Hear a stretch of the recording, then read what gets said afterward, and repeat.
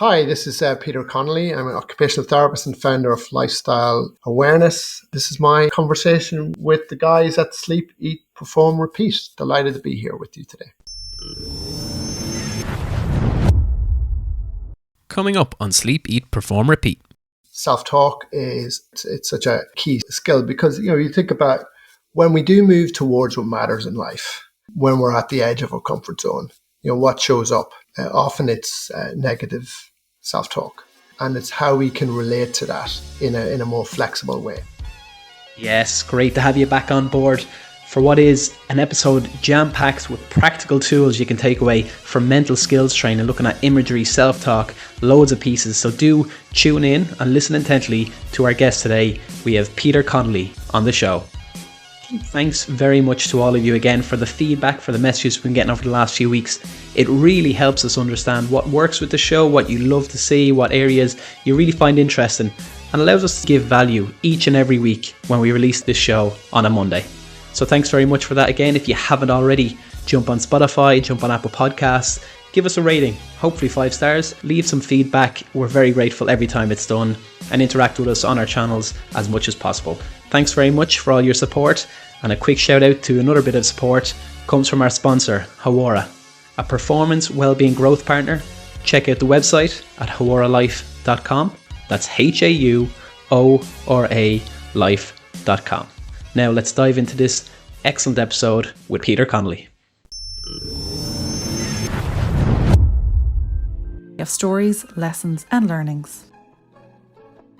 Today we spoke with Peter Connolly, lifestyle awareness, mental fitness consultant and occupational therapist. Peter is an OT with a passion for mental and emotional well-being. In mid-2021, he launched FITMINDS, a mental skills and lifestyle design program to enhance mental well-being and performance. The approach blends mindfulness, acceptance and commitment therapy, and OT. His vast clinical experience has written for RTE Lifestyle and appears regularly in the media. Today we speak about what Peter has learned from dog walking, movement before meditation, his OT career, and the importance of mindfulness. We unpack where to start for people who find adopting a mindfulness practice difficult, and how to become mentally fitter.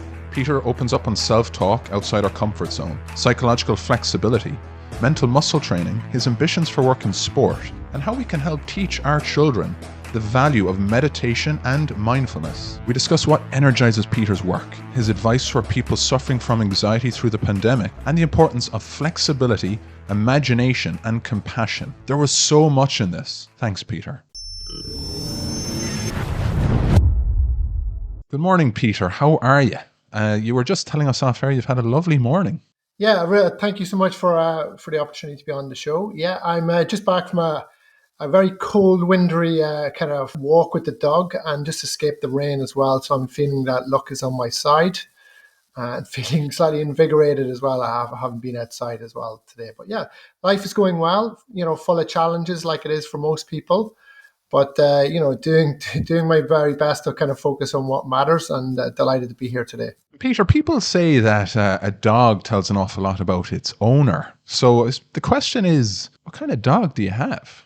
Well, actually, it's my brother's dog. My brother and his wife are kind of dog sitting at the moment. So I didn't choose the dog necessarily, but the dog is teaching me an awful lot, and definitely teaching me about that need for constant movement through the day. And that dog, every morning, it sleeps in a sort of a little kind of patio, and it's so excited by meal time and walk time that, it sort of is a wake up call for me to appreciate the small things in life as well. Peter, we had Stephen Kotler on the show recently, and he was speaking about the similarities and the comparisons we can draw from dogs and humans, and one of them being the empathy piece. For this dog, what lessons has it taught you? What's the one big lesson that you've learned over the last while spending time with it? I think it would definitely be presence. I think that dog is very present about the things that it particularly wants, and it wants walks and food, and it defends its turf as well. So I think there's a few things in there. And Peter, the two of us here, with Hawora, we would do an awful lot of work in well-being. And so mental well-being, mental health, mental fitness is a huge part of that work. And especially now more than ever, we really wanted to talk to you because obviously with lifestyle awareness and fit minds and mental fitness, the concept you kind of talk about, Why did you get into that? How was that the story that you wanted to share with people? Well, I'd say it was a gradual journey. I I, I started off, probably quite young, really, in terms of my interest in the mind and human potential in particular, around people's stories and unlocking potential. I remember being a teenager and wanting to be a professional snooker player. And for following that dream for a little while, it didn't materialize for me, but I would say it certainly got me very interested in what gets in the way of talent, in people being able to stay disciplined and unlock their potential and overcome disappointment. That was a real lesson for me, seeing people all around the country and even all around the world, where that journey that they were on, being able to handle the knocks and the disappointment that comes from following your dreams. And so it doesn't necessarily destroy you, but maybe it helps grow and foster something else, even if you don't necessarily get there. It's how do you stay well sort of in the process. So that propelled me on to an interest in psychology and health. I worked in the voluntary sector for many years in the homeless field in London, and then it moved into thinking about what's the stuff that I'm really interested in.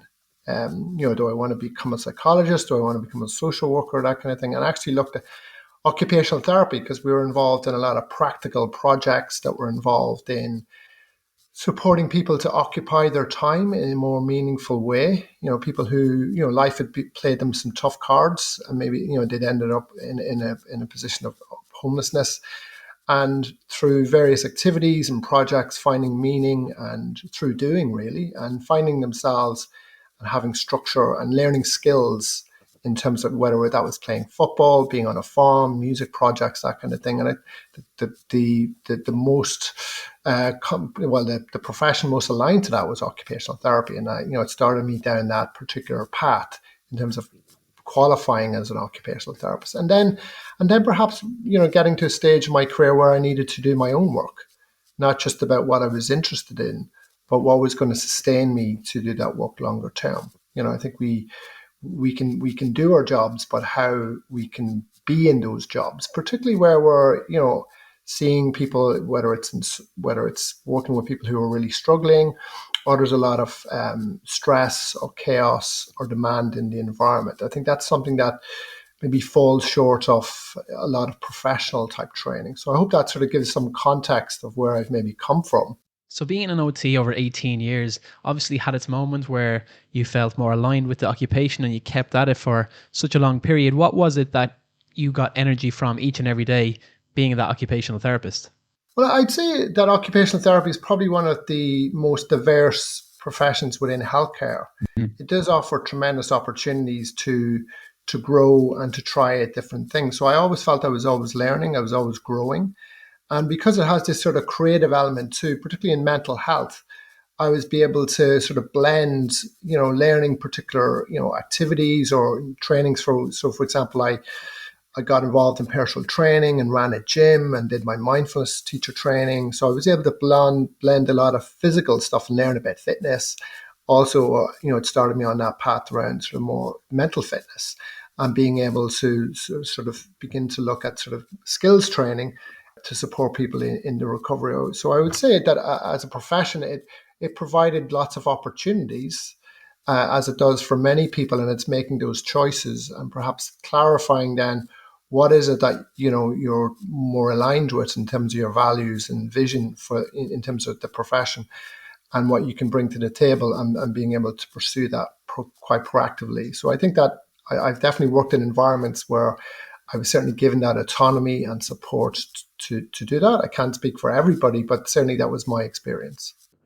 And just digging into mindfulness, of course, if we look at the literature and science out there, there's a lot saying that it's great for us, it's really good for us, but there's still skepticism, and it seems to be hard for people to do, for it to become a habit and part of the ritual, Peter, right? I for one, still find it really, really difficult to do it each and every day. For those of us struggling, how can we train this skill? How can we onboard mindfulness, explore it a little bit more, and make it part of our ritual? Well, I think there are many different doors in terms of how do how do we choose the right door in terms of, our training? I think, I would certainly work with a lot of people who struggle with mindfulness, struggle with the sitting aspect and being still. And perhaps that's not always the best place. Sometimes it's best to try with a more movement-based practice. But I think fundamentally, mindfulness and acceptance-based approaches really are, the foundational kind of pillar really to train the mind. That's not going to be easy. It's something that we need to kind of build up gradually. I mean, the science is there to support it in terms of developing awareness, in terms of improving our ability to reduce mind wandering and stress reduction. But of course, it is difficult because you're going to meet your busy mind, and that is the point. It's about getting to know your mind, and when we get to know our minds, we notice that it's busy, and we might have an expectation, because of a want to feel more relaxed, that if I'm not feeling relaxed, then I'm doing it incorrectly. Where actually you're on the path. I mean, that is the path of meeting a busy mind, and often what people might struggle with is sort of escaping from a particular feeling, and feeling that, that this feels unpleasant, or a sort of resistance to the experience itself. And it's gradually sort of implementing that into it. Where I maybe start with clients is that I maybe start with a counting-based practice. So, building concentration. So that could be something like a 7-11, breathing in for 7, breathing out for 11. So the choice of doing the practice is one thing, but the skill really is learning to return your attention from the count, because your mind is going to wander. But other clients, I might start with movement. So maybe move before we meditate. Throughout history, that's how people did it. People did yoga, then they did meditation. In our Western culture, we just seem to think that we can circumnavigate that and we can just start with meditation. So sometimes movement first, count. So move, count, and then maybe more of an open awareness. That's where I maybe start, and maybe also much shorter practices. So we look at something like the MBSR, it's a gold standard, evidence-based, but it's 45 minutes. That's like skydiving, from a meditation perspective. It's pretty intense. What about a minute? What about 90 seconds? What about reps? What about mental reps, which could be, say, 10 7-11s, where people build up some confidence that they can do this and begin to live, have some lived experience that actually I can do this. I can pepper it in through my day. And then the challenge then becomes is, how do I break automatic pilot and remember to do it? That's where a lot of my clients are at the moment, and we're, finding ways to, actually, this is something you can do throughout the day. You don't need to close your eyes. You don't need to go into a quiet room. You can be training your mind throughout the day. Just have some little pauses or break automatic pilot, eyes open. There's lots of possibilities, particularly when we move away from standardized protocols or programs, and develop more flexible hybrid ways of bringing this into sort of a mainstream everyday type population, if that makes sense.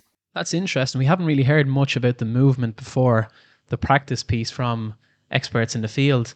So we're sitting here in an office in Merrion, and we've office blocks all around us. We have people at desks.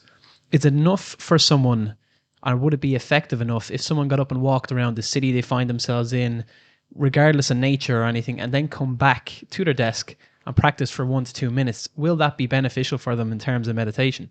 Yeah. I mean, you start with whatever works for you. So that could be tuning into your senses as you're walking around, slowing down your breathing when you're doing it, just being more purposeful and conscious of what you're doing. So feeling your feet, noticing your breath, slowing it down if you can, slow, deep breaths, and noticing your senses and tuning in. So when we tune into our senses, when we tune into something like even the connection with our feet in the ground, we are becoming more present in that moment. We are breaking out of just being in our heads.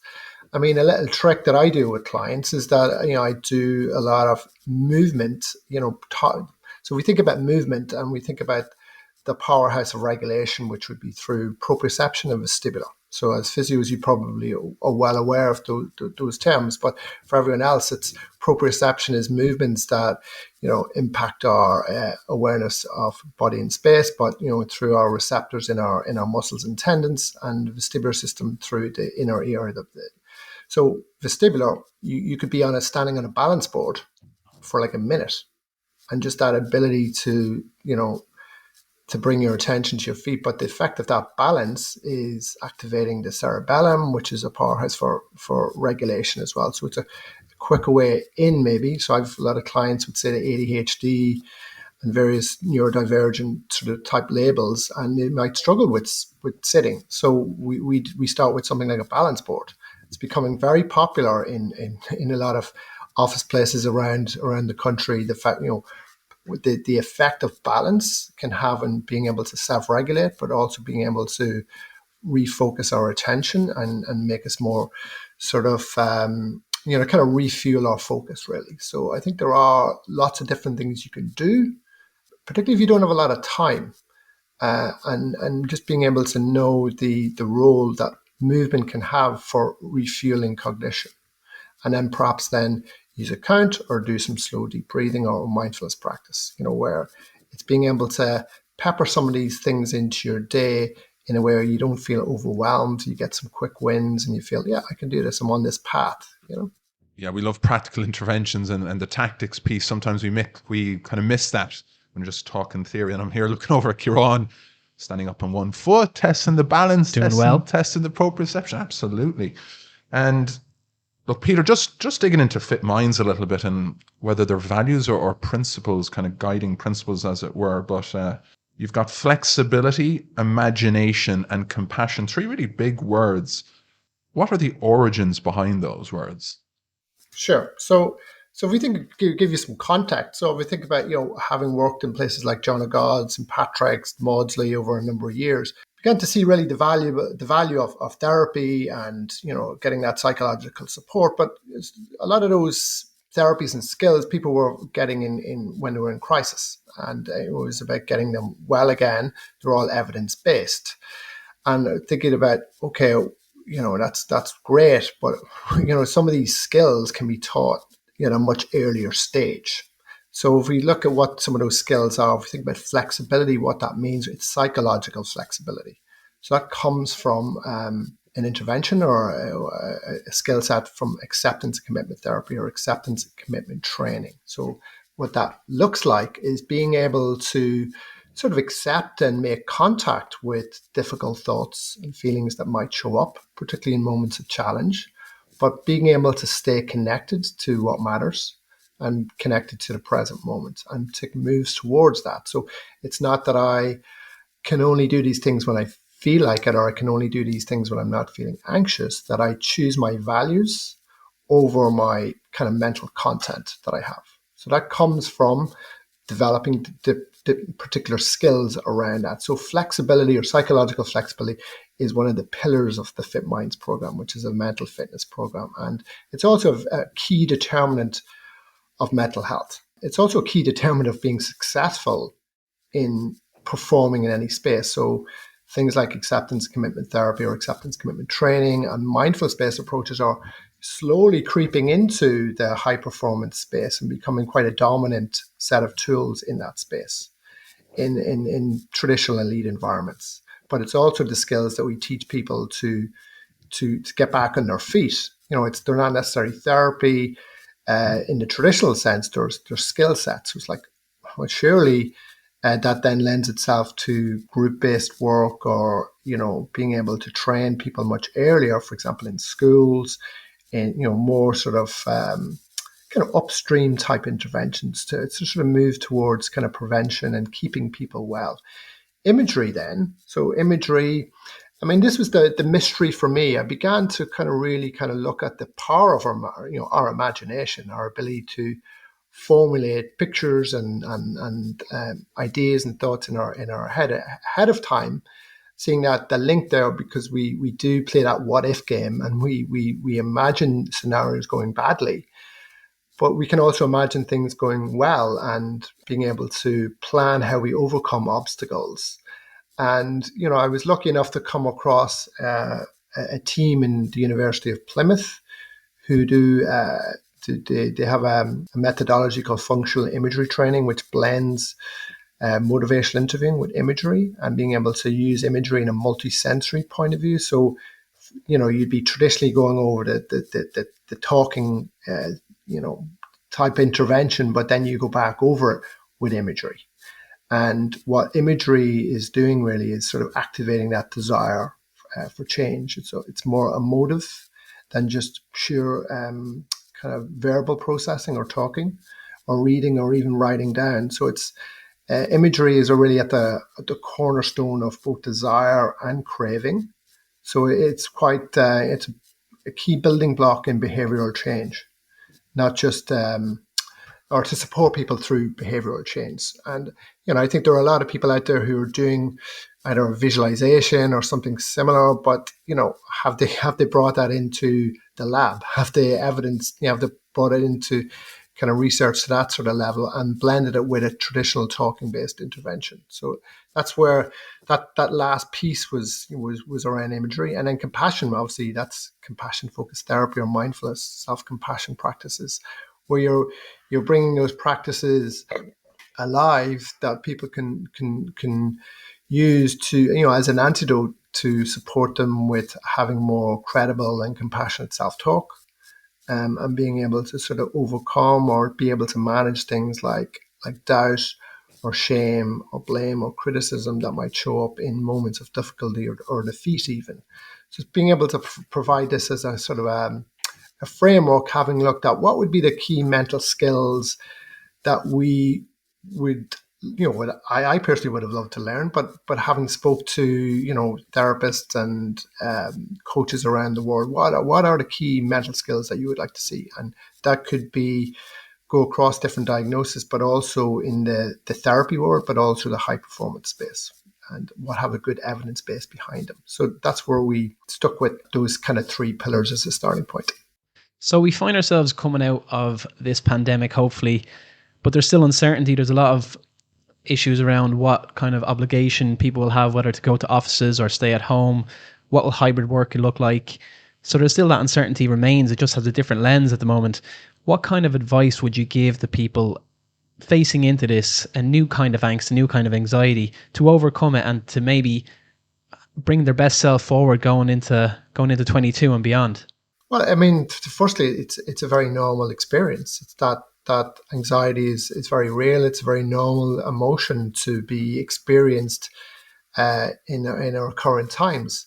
It also is giving us important information. This is important. It's obviously, we hurt where we care and we care where we hurt.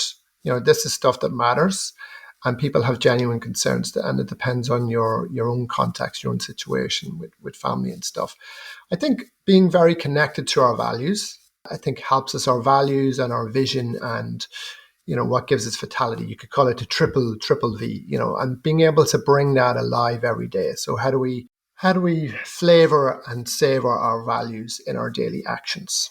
I think that's a key point. How do I move into this uncertain day, uncertain week with my values in hand? If I get to choose, how can I act in a way with kindness to myself or others, or a value of being more compassionate, being more flexible? That's the key thing. So the skills then support us move towards those values. So we have to have a kind of a sense of that first, and then we might use our values or our skills training to keep us steady. Whether that's things like the 7-Eleven. I've got clients where that's the only practice they're doing through the day, but they're doing it quite a bit. They're doing quite a few reps every hour, and that's really helping them dampen down that that physiological stress arousal sort of response, and maintaining that clarity and reducing that that's or increasing that space between their own sort of something happening and them reacting, being able to respond more skillfully. I think being very tuned into what's keeping you well, and being able to return to work or return wherever you're returning to in a way where you're still maintaining that sort of wellness plan, if you like. Whether that's going out for your walks, your workouts, breaking things up. I think that's key. Being quite real and being able to name, this is difficult for me. And being able to name that, and also in one of the skills is obviously trying to name things and be with them without that sort of evaluation. Of course, these are all things that are skills that we can practice and grow stronger. It's very difficult to master something like this just from a podcast, but something that I'm trying to support people at the moment is develop their own sort of mental fitness challenge of being able to try a different skill a week and being able to implement that into their day. So if anyone's interested in that, please feel free to get in touch. But I would say they would be starting points: a connection with values. How do I want to be in the world more often? And what's keeping me well? And then maybe using the mental skills as a way of steadying ourselves to move towards those. And discussing the mental muscles and imagination, compassion, obviously we've talked through those a little bit. But gratitude, obviously, gratitude's so important. Projecting it onto others and feeling it for ourselves really good, kind of fills up our bucket, as it were. But what's the goalkeeper all about? Two of us here were chatting about that one before we were speaking. And what is the goalkeeper? So the goalkeeper is essentially a metaphor. It's a metaphor for being a guardian of our own mind, but also our brain. It's one thing that's particularly important in the work that I do is around things like executive functioning. That's the brain skills that we use in terms of doing things, that we need to protect our mental energy. But if you think about what a goalkeeper needs to do, a goalkeeper needs to observe, but also at times needs to take action, needs to make contact with what is difficult, but also being able to protect what is important. Protect our time, protect our attention, protect our resources, protect that boundary. You could call it a state of mind, you could call it a mental muscle, but throughout history there's always been a metaphor for our ability to protect, defend our minds, both against external influences, but also internal distractions. And we know, particularly now in the attention economy, people are, our attention is very highly rated, and people want our attention, and we need to be able to protect it in practical terms, both in terms of skills, but obviously bringing up some defenses. Yeah, that's great. We actually work with an excellent performance psychologist, Dr. Rachel Sheehan, and a mental skill she speaks of is self-talk, that inner chatter, that inside dialogue that goes on consistently in our brain. How important is that in your world? How much do you implement it in the FITMINDS program? Yeah, I mean, it's really crucial. Self-talk it's such a key skill because, you think about when we do move towards what matters in life, when we're at the edge of our comfort zone, what shows up? Often it's negative self-talk, and it's how we can relate to that in a more flexible way. So, for example, in FITMINDS, we use a process that we call the DNAV. So it's the discoverer, the noticer, and the advisor. So if we think about the advisor, again, as a metaphor for our ability to give ourselves advice, to talk to ourselves, to make predictions, to make evaluations. That's, it's part of our evolutionary software. And that content, can at times sound like a critic and at times sound like a coach. So being more flexible is that we want to move away from having a monologue really with our critic and be able to have more of a dialogue. And we need to create distance from that to be able to diffuse and be able to sort of move into discovering, because with the advisor is all about following rules, avoiding making mistakes, keeping ourselves safe.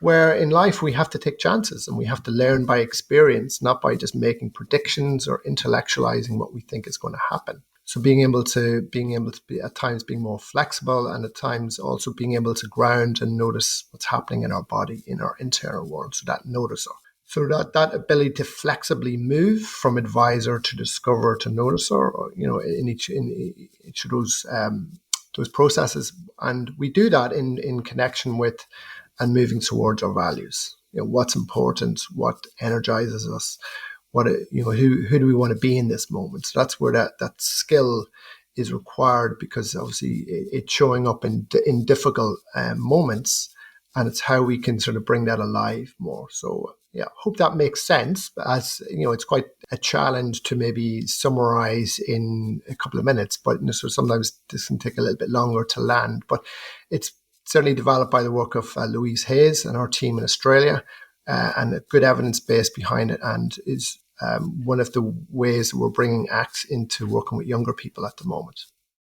And for a man who's given an awful lot, I mean, profession as an OT, of course, but the True Athlete Project and Clowns Without Borders, there's a lot of work you've done that really does involve giving and serving. And I suppose just speaking and picking up on the energizes piece we were just talking about, helping and mentoring and shining light on difficult circumstances. What's energizing you now moving forward and sparking your curiosity even? Well, I mean, I think what's sparking me at the moment is certainly, it's developing and learning, but it's also connection. It's connection with friends, relationships. It's the opportunities that exist and opening up again, and seeing people who are dear and true and mean a lot to me. New friendships and relationships that have been forged through the last couple of years, and certainly in terms of my own, there's a lot of projects particularly around movement that I'm hoping to that were parked during the last couple of years, and seeing where they're at the moment. I think for me, that's I'm very much a product of the product. I need this as much as anybody to keep me well, and so that I don't burn out or just find myself overworking. That this is about making life bigger and moving towards what matters and being connected to that in a meaningful way. I'm also hoping to kind of move more into sport, move more into education, and sort of unlocking those doors and that new type of work as well. So yeah, they would be kind of the things that are very much with me at the moment. But there's also things that are tough. There's people in our family that are struggling at the moment, and that's very real and very what's happening right now. And it's making space for that, but also the fact that not trying to avoid that in any way, that is part of what's going on, as it is for many, many people, that we're holding a lot of difficult things, but can we still connect into what sustains us more often through the day, even if we don't have a lot of time?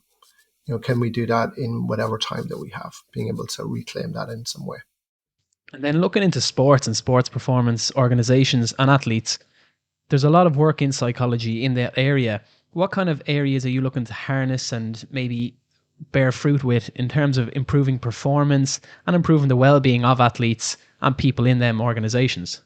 Yeah, well, I mean, I think around it, particularly around the mental fitness area, there are conversations that are active at the moment.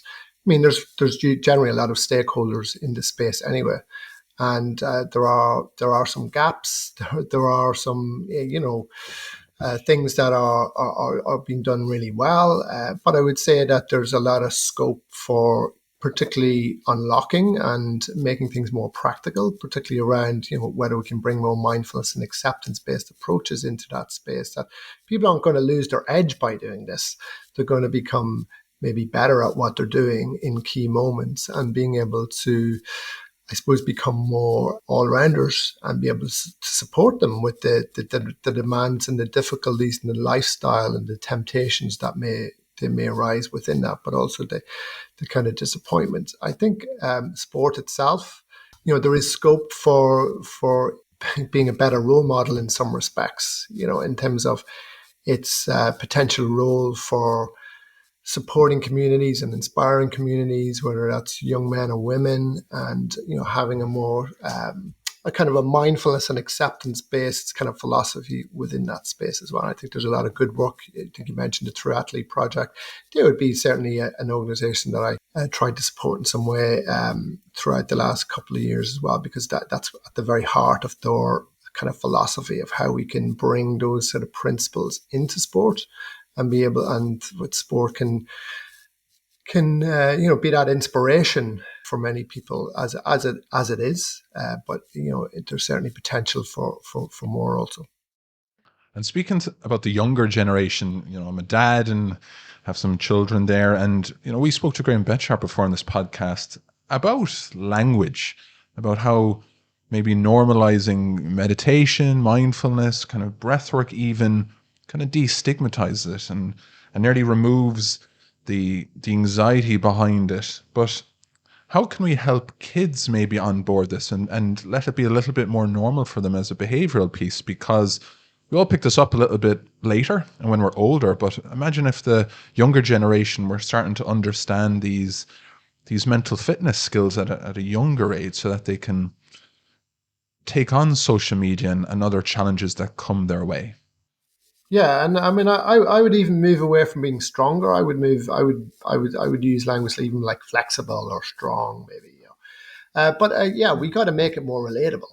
We got to make it, we got to make it fun and more, what we might call gamification or metaphors that they can relate to. So there are, for example, if we think about the mindfulness world, they've got .b, they've got the pause programs, for example, that they are age appropriate, and they've got nice, cool little sort of analogies like like training a puppy, for example, as opposed to training your attention. And they use different metaphors, maybe from animals or superheroes.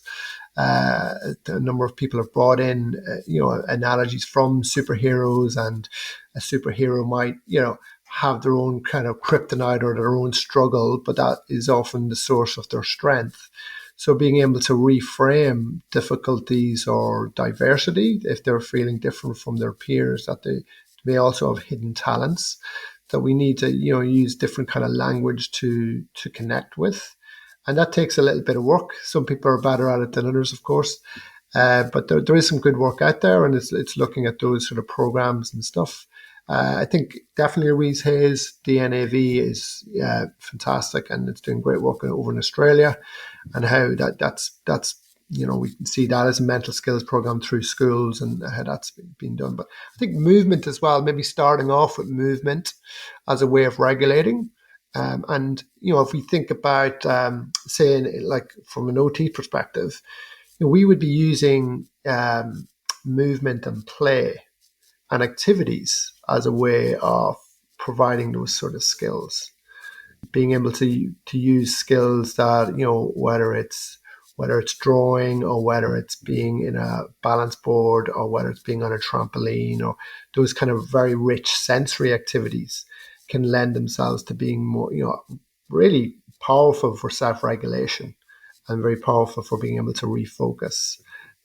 Kids are very much more into movement and play than adults. So I think it does lend itself to just being able to use those kind of things that are kids naturally engage in anyway, making it more fun and playful. And I think if mommy or daddy does it as well, it's a nice kind of bonding thing. It can be quite fun to, even just to do some of the practices, whether it's quiet practices or well, we're just going to do one thing at a time.